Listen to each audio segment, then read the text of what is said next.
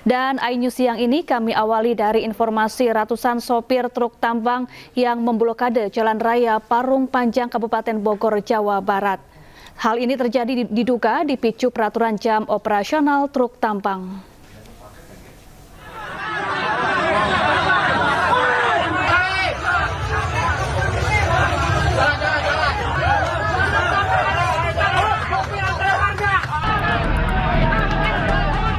Ratusan sopir truk tambang mengamuk hingga memblokade Jalan Raya Parung Panjang Kabupaten Bogor, Jawa Barat. Penutupan jalan ini disebabkan kemarahan sopir truk yang dilarang melintas dari Bogor ke Kabupaten Tangerang lantaran terbentur peraturan bupati.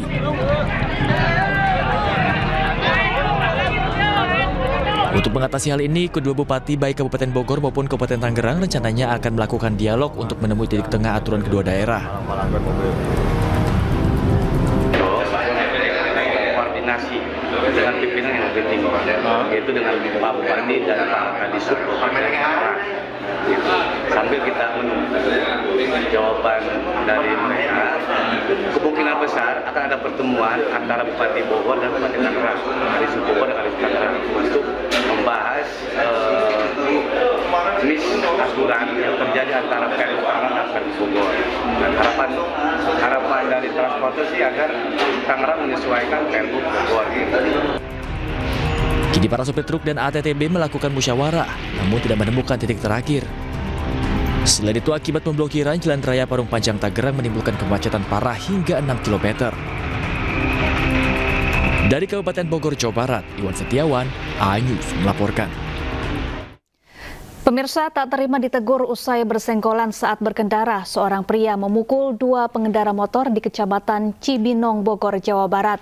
Warga yang geram mendengar aksi pemukulan langsung menggeruduk rumah pelaku.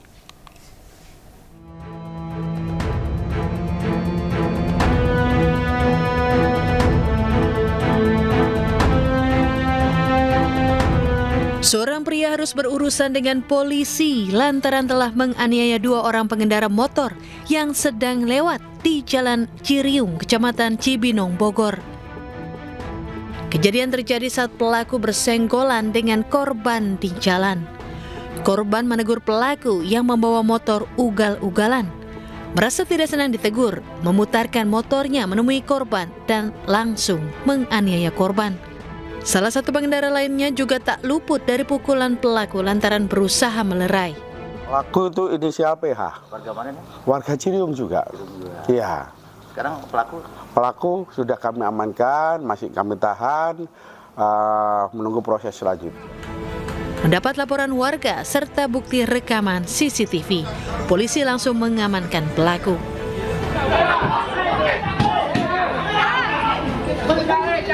Pelaku sempat diamuk warga saat hendak dibawa ke mobil patroli untuk dibawa ke Polsek Cibinong.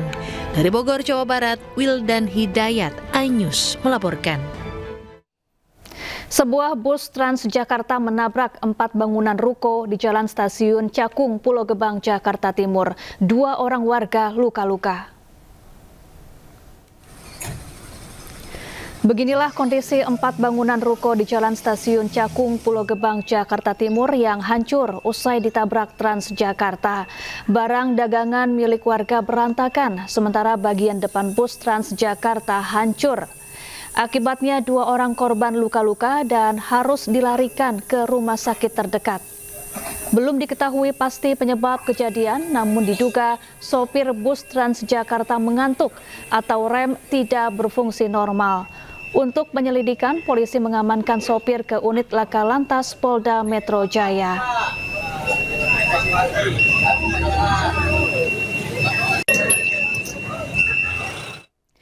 Pemirsa, Polda Metro Jaya menemukan 2 orang hilang dalam unjuk rasa berujung ricuh pada Agustus lalu. 2 orang tersebut ditemukan menjadi nelayan di Kalimantan Tengah dan jualan mainan di Malang, Jawa Timur.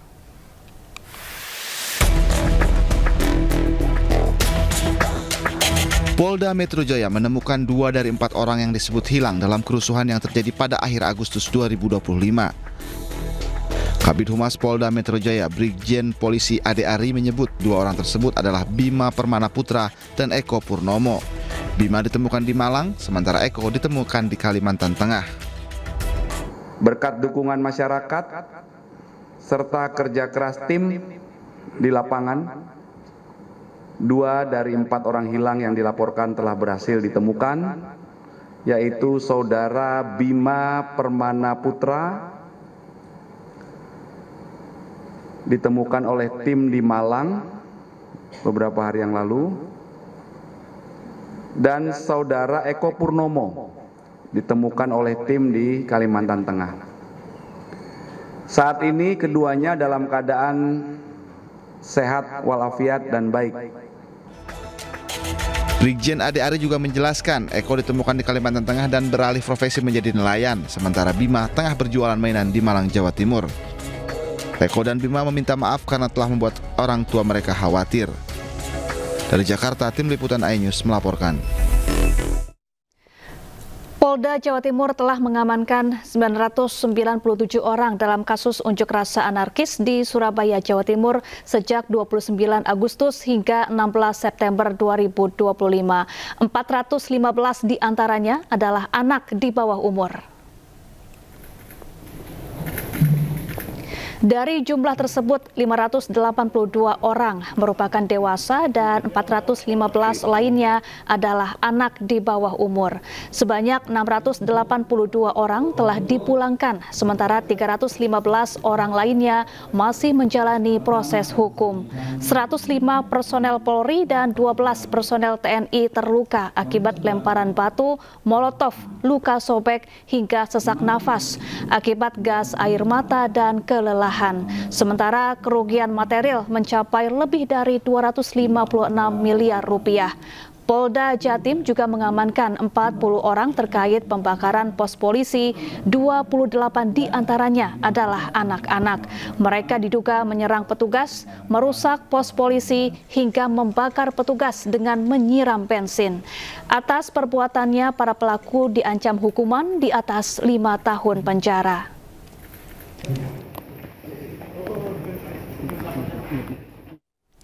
Pemirsa, seorang pelajar kelas 10 sekolah menengah kejuruan negeri di Kabupaten Bekasi, Jawa Barat menjadi korban perundungan kakak kelasnya. Korban dianiaya hingga rahangnya patah.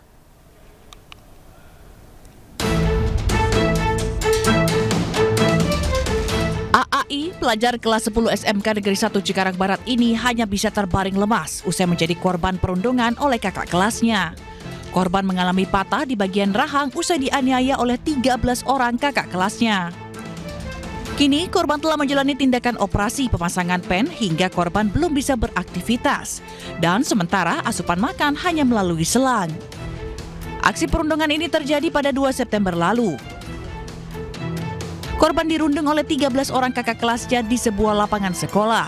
Korban dianiaya hanya karena melanggar aturan yang dibuat oleh kakak seniornya.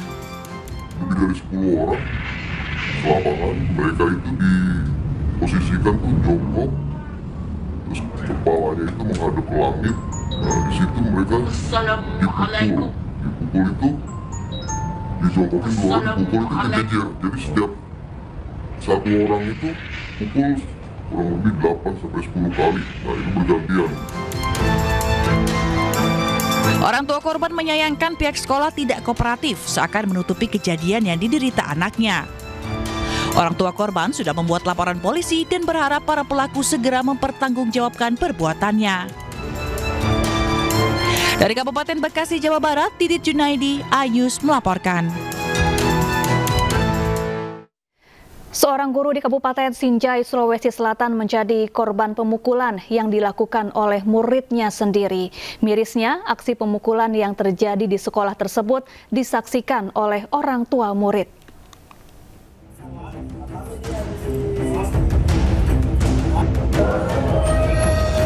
Seorang guru di SMAN 1 Sinjai, Kabupaten Sinjai, Sulawesi Selatan menjadi korban pemukulan yang dilakukan oleh siswanya sendiri, MR, di ruangan bimbingan konseling. Guru yang menjadi korban pemukulan ini bernama Mauludin, yang juga merupakan wakil kepala sekolah di SMAN 1 Sinjai. Ironisnya, siswa tersebut memukul gurunya di hadapan orang tuanya yang merupakan seorang oknum anggota polisi. Pemukulan berawal saat siswa yang berinisial MR dipanggil menghadap ke ruangan bimbingan konseling lantaran siswa tersebut kerap bolos hingga pihak sekolah memanggil orang tuanya. Singkat cerita, pertemuan antara pihak sekolah dan orang tua siswa yang dihadiri oleh guru BK, wali kelas, orang tua siswa, dan siswa yang bersangkutan berakhir miris. Begitu korban Mauludin muncul, siswa yang bermasalah mencekik dan memukul korban di depan orang tuanya. Kepala Sekolah SMAN 1 Sinjai menyayangkan aksi pemukulan dan orang tua siswa yang tidak melerai. Pak Maul belum duduk, langsung dipegang lehernya, dicekik baru dihantam. Dilerai atau apa? Tidak ada peleraian, banyak saksi Pak. Tidak ada peleraian. Yang melerai itu justru bukan TU. Sementara itu orang tua siswa Aibtu Rajamudin membantah jika dirinya tidak melerai saat anaknya memukul gurunya.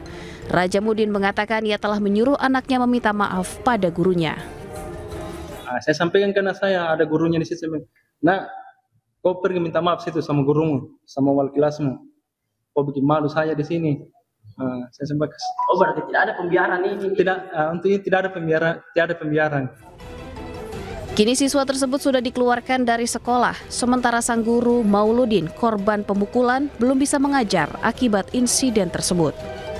Dari Kabupaten Sinjai, Sulawesi Selatan, Bulan Sri Indramaya, iNews melaporkan. Seorang siswi Madrasah Sanawiyah meninggal dunia secara tragis di rumahnya di Cilangkap, Cipayung, Jakarta Timur. Kanit PPA Polres Metro Jakarta Timur membantah remaja tersebut korban perundungan.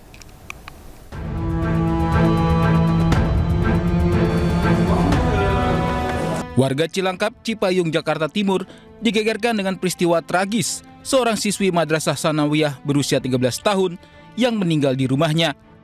Peristiwa ini viral di media sosial dan diduga korban alami perundungan di sekolahnya.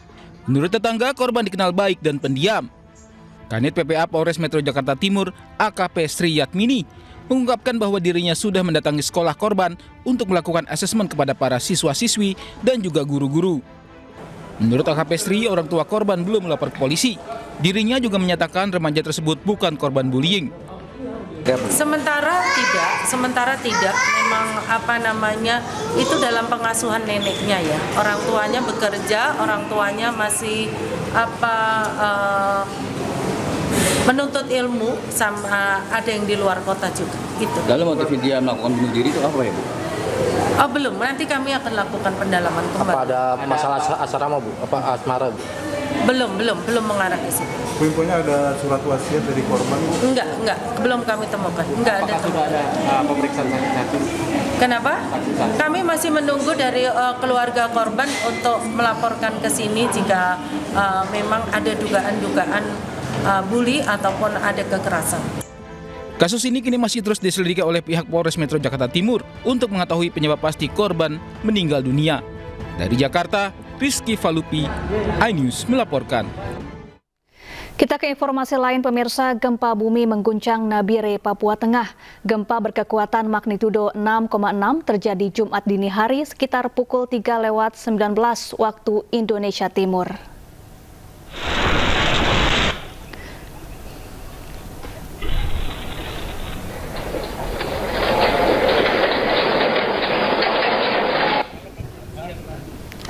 Warga Nabire panik dan berhamburan keluar rumah mengantisipasi adanya gempa susulan.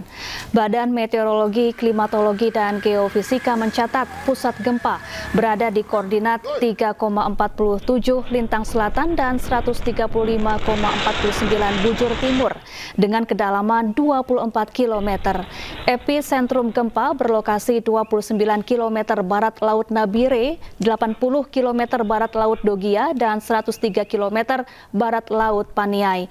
BMKG memastikan gempa ini tidak berpotensi tsunami.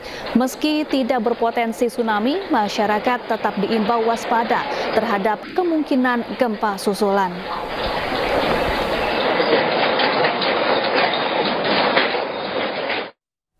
Upaya pencarian 3 warga hilang akibat banjir bandang di Kabupaten Nagekeo, Nusa Tenggara Timur terus berlanjut. 4 anjing pelacak diterjunkan ke lokasi untuk membantu pencarian. Tim Tim K9 Mabes Polri dan Polda NTT terus melakukan pencarian 3 warga yang masih hilang usai banjir bandang menerjang Kecamatan Mauponggo, Kabupaten Nagekeo, Nusa Tenggara Timur. Pencarian korban hilang melibatkan 4 ekor anjing pelacak milik Mabes Polri dan Polda NTT. Selain itu, Polda NTT juga menerjunkan 100 personel untuk membantu proses pencarian. Ketiga korban yang masih hilang atas nama Mariano Tim Pusajago, 29 tahun, Sebastiano Soo, 42 tahun, dan Desiderius Geraldijo berusia 14 bulan. Keluarga korban berharap upaya pencarian segera membuahkan hasil.